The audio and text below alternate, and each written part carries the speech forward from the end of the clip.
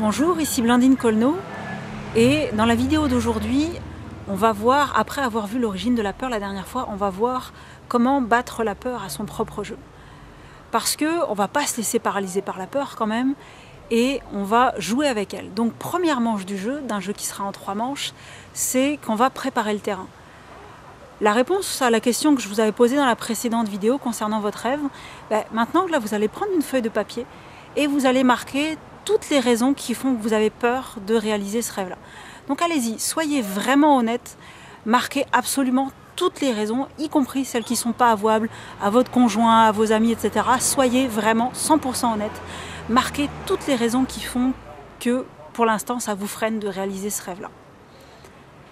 Une fois que vous avez fait ça, on passe à la deuxième étape, c'est-à-dire qu'on va utiliser la force de l'adversaire. C'est-à-dire que toutes ces peurs-là que vous avez marquées, vous allez les pousser jusqu'à leur extrême. C'est-à-dire que vous allez faire comme si vous aviez une shkoumoun du diable. C'est-à-dire que là, vous avez vraiment une poisse pas possible. Et tous les scénarios catastrophes s'enchaînent les uns à la suite des autres. Donc vous prenez chacune des choses que vous avez marquées et vous imaginez les pires scénarios qui peuvent se produire si jamais vous vous lancez dans la poursuite de ce rêve-là.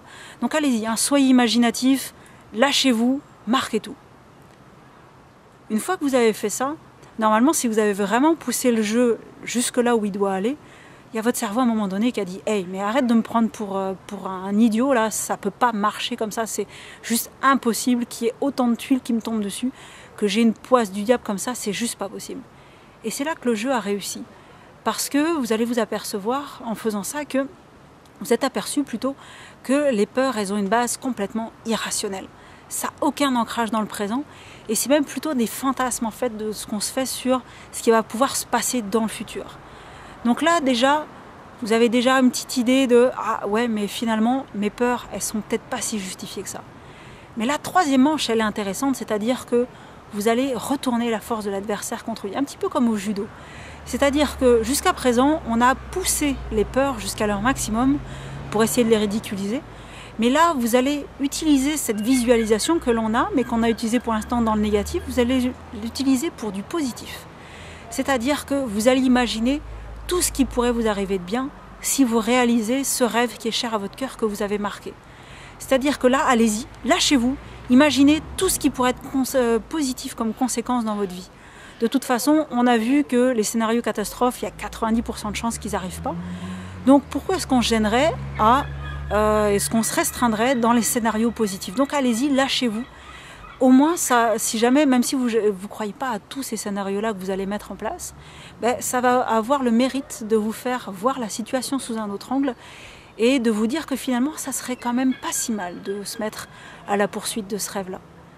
Donc là, vous voyez, dans cette vidéo, on a vu comment préparer le terrain, comment utiliser la force de l'adversaire et la retourner contre lui pour changer votre perspective de la situation. Donc gardez précieusement ces réponses-là et parce que dans la prochaine vidéo, je vais vous montrer comment vous allez pouvoir utiliser votre peur comme un tremplin vers la réussite de votre rêve. Et d'ici à ce qu'on se reparle, j'aimerais bien que vous partagiez ce que vous avez découvert sur vos peurs en dessous de la vidéo parce que non seulement ça va vous permettre de bien prendre conscience de ce que vous avez vu aujourd'hui, mais aussi je pense que ça va permettre d'aider d'autres personnes qui ont vu la vidéo parce qu'elles vont lire vos commentaires sous la vidéo et ça va leur servir dans leur situation actuelle. D'ici à ce qu'on se reparle et d'ici à la prochaine vidéo, je vous souhaite une très bonne journée, prenez soin de vous et à bientôt.